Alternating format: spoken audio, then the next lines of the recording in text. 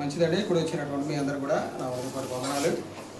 ఇప్పుడు వారు కూడా సహోదరులు చాలా చక్కగా వారికి ఇవ్వబడినటువంటి ఆ యొక్క శిలువ ధ్యానంలో పలికినటువంటి మాటల్ని వారికి ఇచ్చినటువంటి సమయానుకూలంగా చాలా చక్కగా వివరించారు. సహోదరులు కూడా సమయం లేదు కనుక నాకు ఇచ్చినటువంటి మాటలు కూడా మీ అందరితో నేను పంచుకోవడానికి కొద్ది విషయాలను ముగించడానికి ప్రయత్నం చేస్తాను.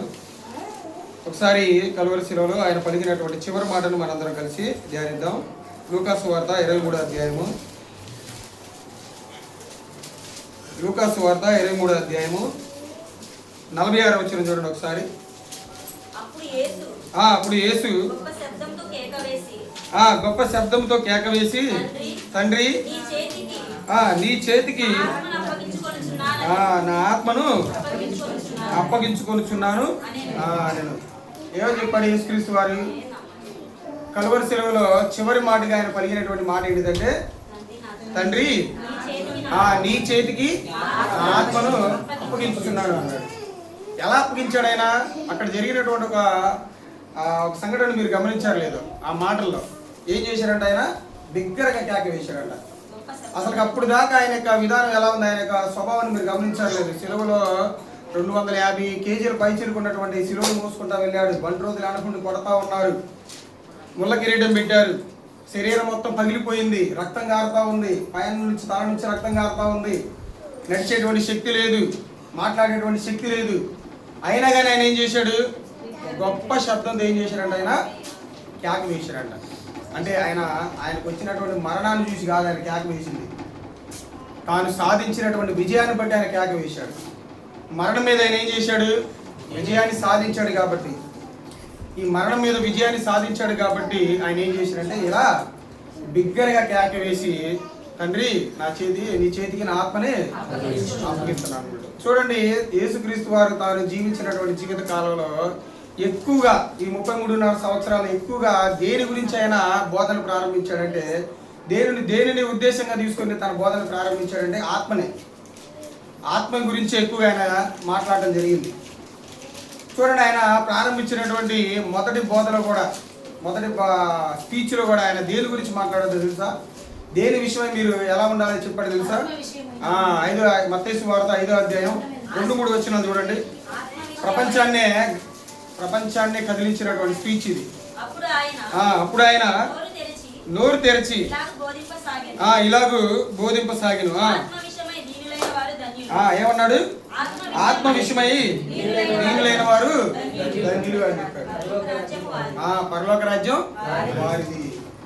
ఆయన ఎప్పుడు కూడా తన శరీరాన్ని గురించి ఆలోచించుకోవాలి, తన శరీరాన్ని ఎలా పోషించుకోవాలో ఆలోచించుకోలేదు, తన శరీరాన్ని ఎలా సంరక్షించుకోవాలో ఆలోచించుకోలేదు. ఏం చేశాడో తెలుసా? ఆయన పుట్టిన కాడ నుంచి దేవుడు ప్రసాదించినటువంటి ఆత్మని ఎలాగా నేను పెంపొందించుకోవాలి, దానికి ఎలా ఆహారాన్ని ఇవ్వాలి, దానికి ఎలాగ నేను సంరక్షించుకోవాలని ఆత్మ గురించి ఆలోచించాడే కానీ దేహం గురించి ఆయన ఎప్పుడు కూడా ఆలోచన చేసుకోవాలి. కాబట్టి మనం కూడా ఏం చేయాల్సిందంటే మన శరీరం గురించి మనం ఆలోచించుకోకూడదు. దాన్ని ఎలా పోషించుకోవాలా, ఎలా సంరక్షించుకోవాలా, ఎలాగ డిజైన్ చేసుకోవాలా, ఎలాగ అలంకరించుకోవాలని మన శరీరం గురించి మనం ఆలోచించకూడదు. కానీ యేసుక్రీస్తు వారు మనకు మాదిరి కాబట్టి ఆయన దేని గురించి ఆలోచించాడు? శరీరాన్ని గురించి ఆలోచించాడా, ఆత్మ గురించి ఆలోచించాడంటే ఆత్మను గురించి ఎక్కువగా తన మాటల్లో చెప్పడం జరిగింది. కానీ ఇప్పుడున్నటువంటి సమాజంలో ఉన్నటువంటి శాస్త్రీయంగా ఉన్నటువంటి శాస్త్రవేత్తలు కానివ్వండి, దేనిని నమ్ముతారంటే కంటికి కనబడేటువంటి వాటిని నమ్మి డిసైడ్ చేస్తారు. కానీ దేని నమ్మరు వాళ్ళు? కంటికి కనబడినటువంటి దాన్ని చూసి నమ్మరు. ఇప్పుడు కూడా చూడండి, మీరు శాస్త్రవేత్తలని ఆత్మ ఉండేదని అడుగుతారంటే వాళ్ళు నమ్మరు. ఆత్మ అనేది ఏమి లేదు, కంటికి కనబడేదాన్ని మనం నమ్మాలి, కనబడిన దాన్ని మనం నమ్మకూడదు అన్నాడు.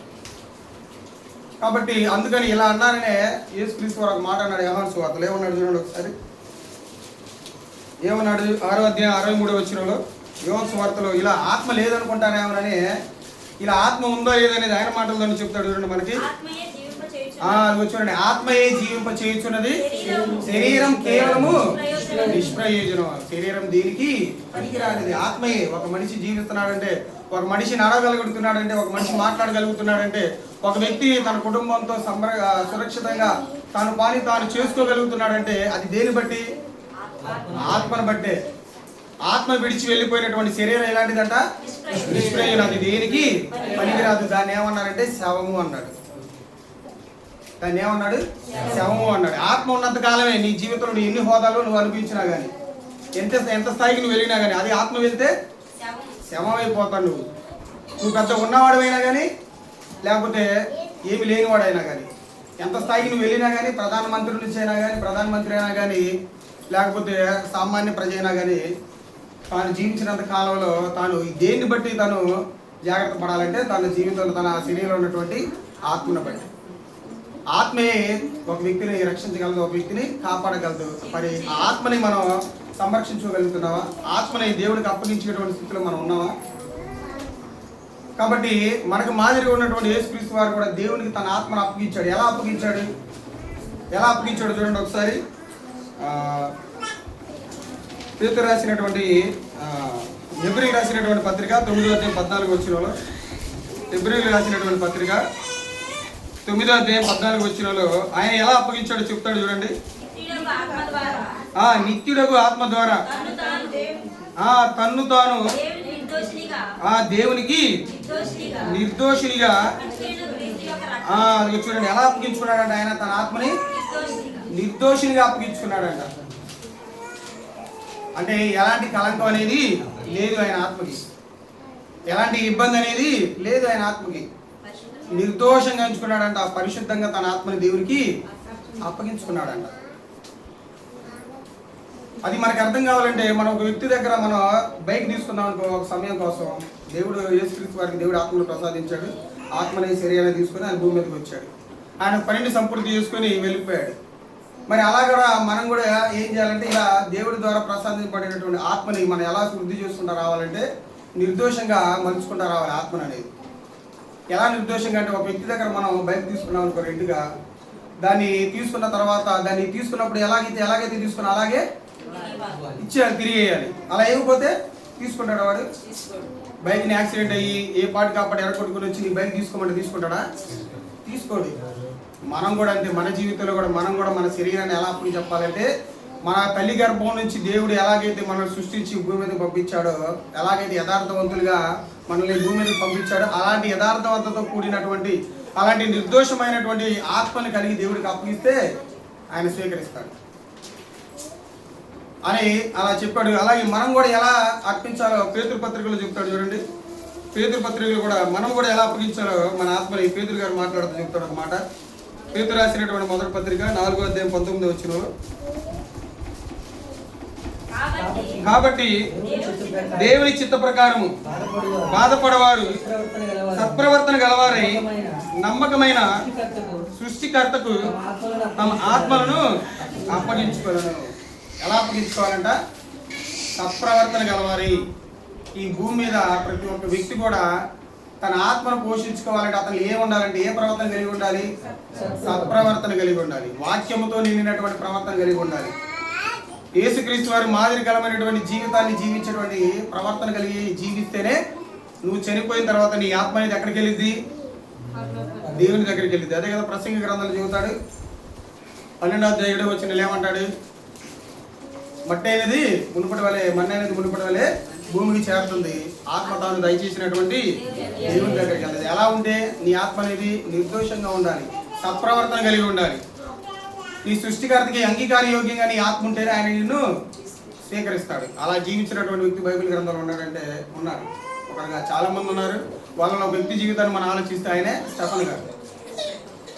ఎలా జీవించాడంటే ఆయన తన ఆత్మని పరితాపంతో ఎన్ని శ్రమలు వచ్చినా కానీ ఎన్ని ఇబ్బందులు వచ్చినా కానీ ఆయన బహు గొప్పగా ఈ భూమి మీద జీవించి తన ఆత్మని దేవునికి అప్పగించుకున్నాడు. ఆయన చెప్తాడు నా మాట అపోస్తుల కార్యాల్లో 7:59 మాట అంటాడు చూడండి. ఈ మాట చూసుకొని మనం ముగించుకుందాం.